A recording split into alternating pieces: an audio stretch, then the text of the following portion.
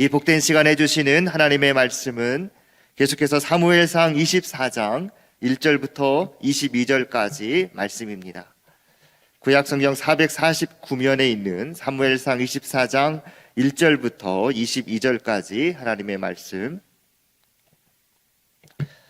복수심의 유혹을 떨쳐내라 라는 말씀의 제목으로 말씀 나누겠습니다. 우리 한 절씩 말씀 교독합니다. 사울이 블레셋 사람을 쫓다가 돌아오매 어떤 사람이 그에게 말하여 이르되 보소서 다윗이 엔게디 광야에 있더이다 하니 사울이 온 이스라엘에서 택한 사람 3,000명을 거느리고 다윗과 그의 사람들을 찾으러 들염소 바위로 갈새 길가 양의 우리에 이른즉 굴이 있는지라 사울의 뒤를 보러 들어가니라. 다윗과 그의 사람들이 그 굴 깊은 곳에 있더니 다윗의 사람들이 이르되 보소서 여호와께서 당신에게 이르시기를 내가 원수를 내 손에 넘기리니 내 생각에 좋은 대로 그에게 행하라 하시더니 이것이 그날이니이다 하니 다윗이 일어나서 사울의 겉옷자락을 가만히 베니라.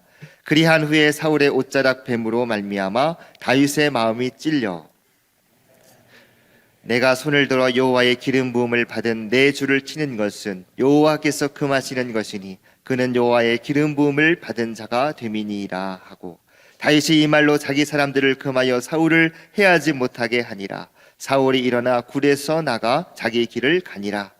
그 후에도 다윗도 일어나 굴에서 나가 사울의 뒤에서 외쳐 이르되 내 주 왕이여 하매 사울이 돌아보는지라 다윗이 땅에 엎드려 절하고 다윗이 사울에게 이르되 보소서 다윗이 왕을 해하려 한다고 하는 사람들의 말을 왕은 어찌하여 들으시나이까. 오늘 여호와께서 굴에서 왕을 내 손에 넘기신 것을 왕이 하셨을 것이니이다. 어떤 사람이 나를 권하여 왕을 죽이라 하였으나 내가 왕을 아껴 말하기를 나는 내 손을 들어 내 주를 해하지 아니하리니 그는 여호와의 기름 부음을 받은 자이기 때문이라 하였나이다. 내 아버지여 보소서 내 손에 있는 왕의 옷자락을 보소서. 내가 왕을 죽이지 아니하고 겉옷자락만을 베었은즉 내 손에 악이나 죄가가 없는 줄 오늘 아실지니이다. 왕은 내 생명을 찾아 해하려 하시나 나는 왕에게 범죄한 일이 없나이다. 여호와께서는 나와 왕 사이를 판단하사 여호와께서 나를 위하여 왕에게 보복하시려니와 내 손으로는 왕을 해하지 않겠나이다. 옛 속담에 말하기를 악은 악인에게서 난다 하였으니 내 손이 왕을 해하지 아니하리이다. 이스라엘 왕이 누구를 따라 나왔으며 누구의 뒤를 쫓나이까. 죽은 개나 벼룩을 쫓음이니이다. 그런즉 여호와께서 재판장이 되어 나와 왕 사이에 심판하사 나의 사정을 살펴 억울함을 풀어주시고 나를 왕의 손에서 건지시기를 원하나이다 하니라. 다윗이 사울에게 이같이 말하기를 마침에 사울이 이르되 내 아들 다윗아 이것이 네 목소리냐 하고 소리를 높여 울며 다윗에게 이르되 나는 너를 학대하되 너는 나를 선대하니 너는 나보다 의롭도다. 내가 나를 선대한 것을 오늘 나타냈나니 여호와께서 나를 네 손에 넘기셨으나 네가 나를 죽이지 아니하였도다. 사람이 그의 원수를 만나면 그를 평안히 가게 하겠느냐. 네가 오늘 내게 행한 일로 말미암아 여호와께서 내게 선으로 갚으시기를 원하노라. 보라 나는 네가 반드시 왕이 될 것을 알고 이스라엘 나라가 네 손에 견고히 설 것을 아노니 그런즉 너는 내 후손을 끊지 아니하며 내 아버지의 집에서 내 이름을 멸하지 아니할 것을 이제 여호와의 이름으로 내게 맹세하라 하니라. 다윗이 사울에게 맹세하매 사울은 집으로 돌아가고 다윗과 그의 사람들은 요새로 올라가니라. 아멘.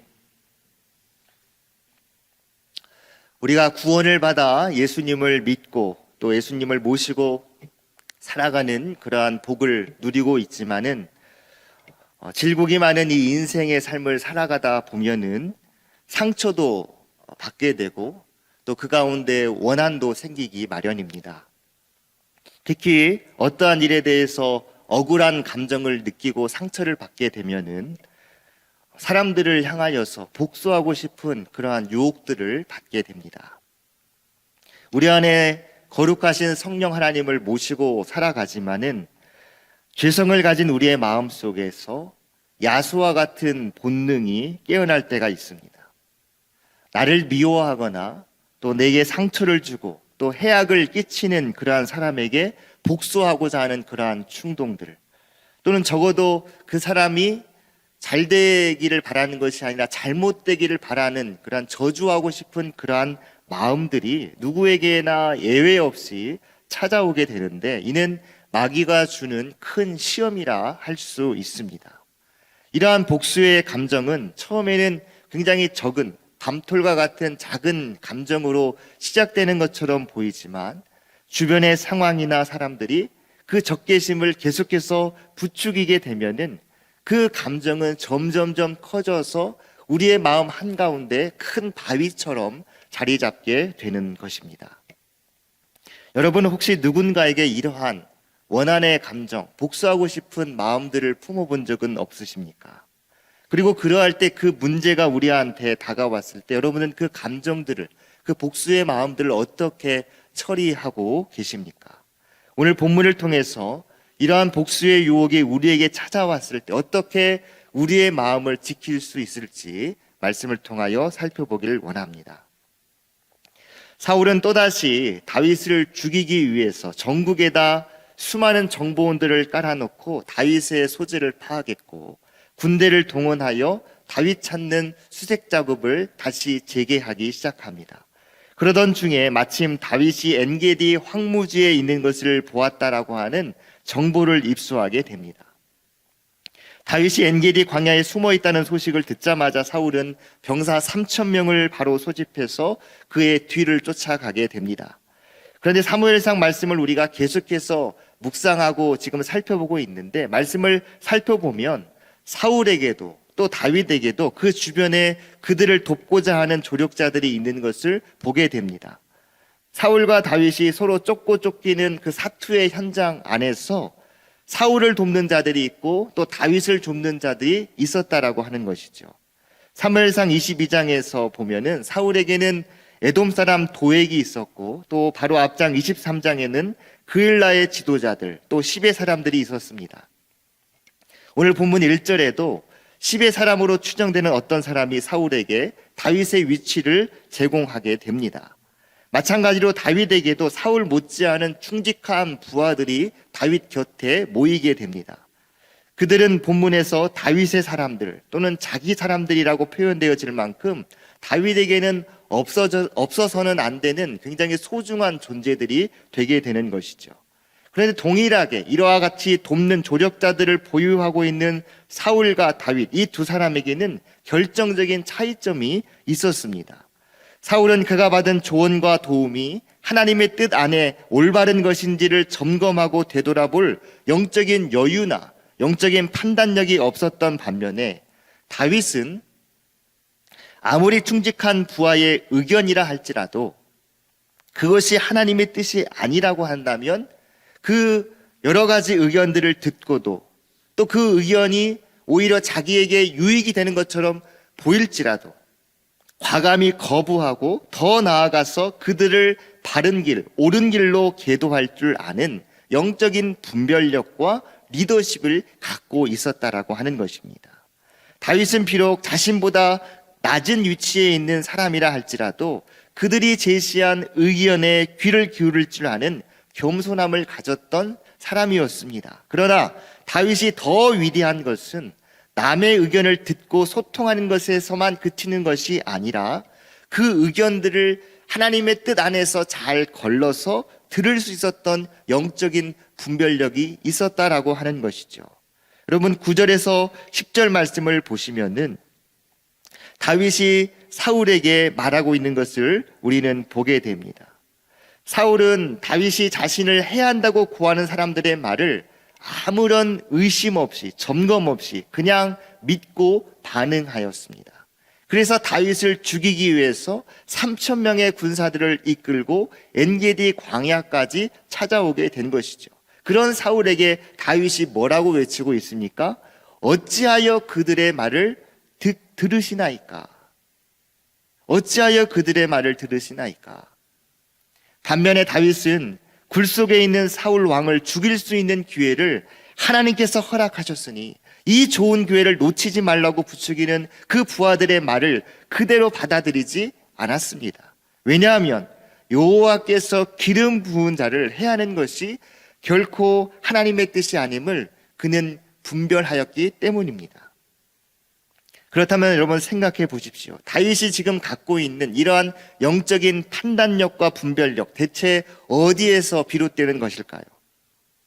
세상의 학문과 지식이 많아서입니까? 아니면 인생의 오랜 경륜과 그 경험 때문이었습니까?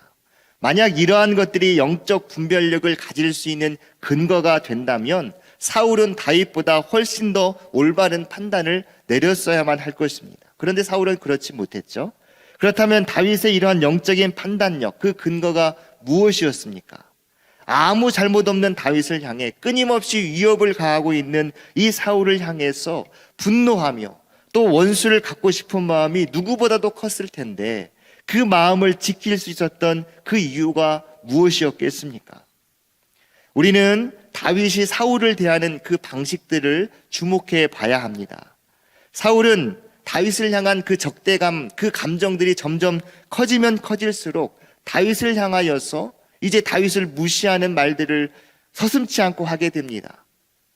다윗을 향하여 이새의 아들로 부르기 시작하고, 그리고 적대감이 극에 달했을 때에는 죽어야 할 자, 사망의 아들이라 이렇게 표현합니다. 하지만 다윗은 사울을 향해 뭐라고 말하고 있습니까? 8절을 보니까 다윗은 사울을 내 주 왕이라 부르면서 엎드려 절합니다. 11절에서는 사울을 아버지라 부르죠. 다윗은 여전히 사울을 향하여서 여호와의 기름 부음을 받은 자, 이스라엘의 왕으로서 존중하고 있는 것입니다. 여기서 우리는 무엇을 발견합니까? 다윗은 하나님의 영역과 자신의 영역이 무엇인지를 분명히 알았다라고 하는 것이죠. 아무리 원수 같은 자라 할지라도 하나님께서 기름 부어 세우신 왕이니 이에 대한 처분도 하나님께서 하시는 것이 마땅하다, 이렇게 생각했습니다. 여러분, 이러한 마음이 어떠한 마음입니까? 우리가 기도를 마치면 하나님 앞에 올려드리는 찬양처럼 모든 시선을 주님 앞에 드리고 살아계신 하나님을 매일의 일상에서 느끼며 자신의 삶이 하나님의 역사가 되고 하나님께서 일하는 현장이 되기를 원하는 마음, 그 마음을 다윗이 갖고 있었다는 것이죠. 15절에서 다윗은 결국 모든 일의 재판장 되시는 하나님 앞에 그 모든 주권을 주 앞에 올려드리게 됩니다. 사울은 시기와 질투에 사로잡혀 자신의 왕위를 스스로 지키기 위해서 다윗을 죽이기 위한 3,000명을 직접 선발하여 추격했지만, 다윗은 절호의 기회가 왔음에도, 그리고 모두가 다 하나님께서 주신 기회라고 그를 부추기는 그 상황 속에서도 12절에 있는 말씀처럼 여호와께서 다윗과 사울 사이를 판단해 주실 것을 요청하고 있는 것이죠. 여호와 하나님에 대한 다윗의 선언을 통해서 하나님의 말씀과 그 심판의 기준을 듣게 된 사울에게 자신의 죄와 그 어리석음을 깨닫는 은혜가 주어졌습니다. 그러나 사울의 마음이 하나님의 은혜로 조금 회복되었다 할지라도 그 은혜를 붙들고 계속해서 그 회복의 자리로 나아가야 하는 것은 사울 자신의 몫이었습니다. 하지만 사울은 이내 그 마음을 잃어버리게 됩니다. 그가 하나님께서 주신 그 은혜의 마음을 끝까지 지키지 못한 이유는 아이러니하게도 뒤에 이어지는 사울의 고백을 살펴보면 우리가 그 사울의 마음을 알 수 있습니다. 다윗의 이러한 이야기들, 그러한 이야기를 듣자 사울은 소리 높여 울면서 마치 자신이 지금까지 했던 모든 것이 자신의 죄였다는 것을 알고 깨닫는 것처럼 보입니다. 모든 것을 인정하고 이제는 다윗을 받아들이고 다윗이 이스라엘의 왕이 되어야 된다는 것을 그도 알고 받아들이는 것처럼 보입니다. 그러나 다윗을 받아들인다는 것은 곧 자신이 가진 모든 것을 포기하는 것이었기 때문에 사울은 그렇게까지는 하지 못하였습니다. 그래서 22절을 한번 보시면 다윗이 사울에게 맹세하되, 어떠한 맹세입니까? 나의 후손을 끊지 아니하고 아버지의 집에서 사울의 이름을 멸하지 말라라고 하는 그 이야기를 다윗이 사울 앞에 맹세합니다. 여기까지는 좋죠. 그런데 어떻게 합니까? 그 뒤의 행동이, 사울은 집으로 돌아가고 다윗과 그의 사람들은 요새로 올라가게 된 것입니다. 하나님께서는 회개와 회복의 기회를 사울에게 주셨습니다. 그렇다면 사울이 그 다윗을 인정할 뿐만이 아니라 다윗과 함께 어디로 가야 됩니까? 왕궁으로 같이 들어가야만 했었던 것이죠. 다윗과 함께 왕궁으로 돌아가는 것, 그것은 사울이 가진 모든 것을 잃어버리는 그런 것처럼 보이겠지만, 사울이 만약 다윗을 향한 하나님의 뜻을 인정하고 다윗과 함께 왕궁으로 들어갔다면 사울은 하나님과 함께 많은 것을 지킬 수 있었을 것입니다. 이것이 자신의 뜻이 아닌 하나님의 뜻을 따르는 은혜입니다. 우리 안에도 우리 각자가 차마 받아들이기 힘든 하나님의 뜻이라고 할 수 있는 다윗과 같은 존재들이 있을 수 있습니다. 다윗을 나의 왕궁으로 들이는 순간 나의 모든 것을 잃어버리는 것처럼 느껴지는 그러한 하나님의 뜻이 우리에게 누구에게나 있을 수 있습니다. 하나님의 은혜로 이러한 하나님의 뜻을 깨닫게 되었다면 바로 그때 우리 앞에 놓이는 이 다윗을 우리의 가슴속에 품을 뿐만이 아니라 그 다윗과 함께 나의 마음의 왕궁으로, 나의 집으로 모셔드려야 되는 것입니다. 다윗도 사울을 향한 하나님의 뜻 받아들이기 힘들었습니다. 다윗은 하나님의 말씀에 하지만 순종하여서 사울을 자신의 마음에 품게 됩니다. 하지만 사울은 하나님의 뜻인 다윗을 품지 못하였습니다. 이것이 다윗과 사울의 인생에 갈라지는 가장 결정적인 차이입니다. 다윗과 사울이 그랬던 것처럼 우리의 인생에도 중요한 결정을 내릴 때가 얼마나 많이 있습니까? 영적인 분별함을 가지고 올바른 판단을 내려야 할 때가 얼마나 자주 있습니까? 특히 복수심에 사로잡혀 우리의 판단력이 흐려질 때마다 오늘 말씀을 기억하시길 바랍니다.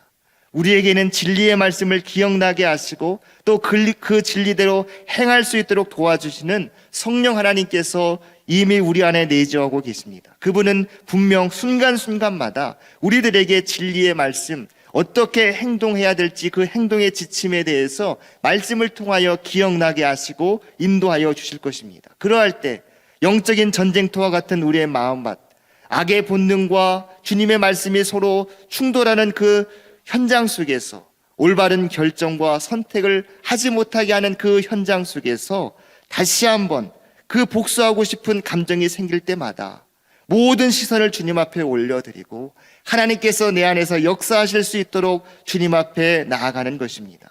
주님의 크신 뜻을 품고 주님의 주권을 인정하며 나아갈 때 우리의 마음속에 돌처럼 딱딱해진 원한과 분노를 털어낼 수 있을 것입니다.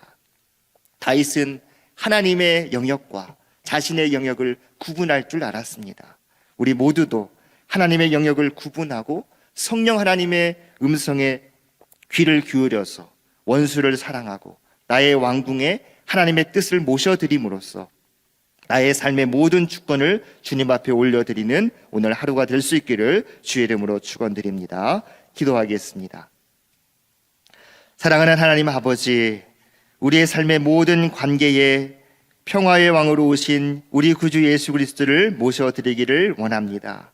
모든 주권을 주님께 올려드리고 우리의 모든 시선을 하나님의 선하신 계획에 고정하게 하여 주시옵소서. 우리 안에 수없이 생겨나는 원한과 분노와 또 질투와 상처로 얼룩진 우리의 마음밭을 주여 기용하여 주시사 사랑과 용서의 마음으로 감사와 기쁨이 넘치는 옥토의 밭으로 우리의 마음밭을 변화시켜 주시옵소서. 주님의 뜻을 우리의 마음 중심에 모셔드림으로 주님께서 기뻐하시는 우리의 삶이 되게 하여 주시옵소서. 이 모든 말씀 존귀하신 우리 구주 예수 그리스도의 이름으로 기도드립니다. 아멘.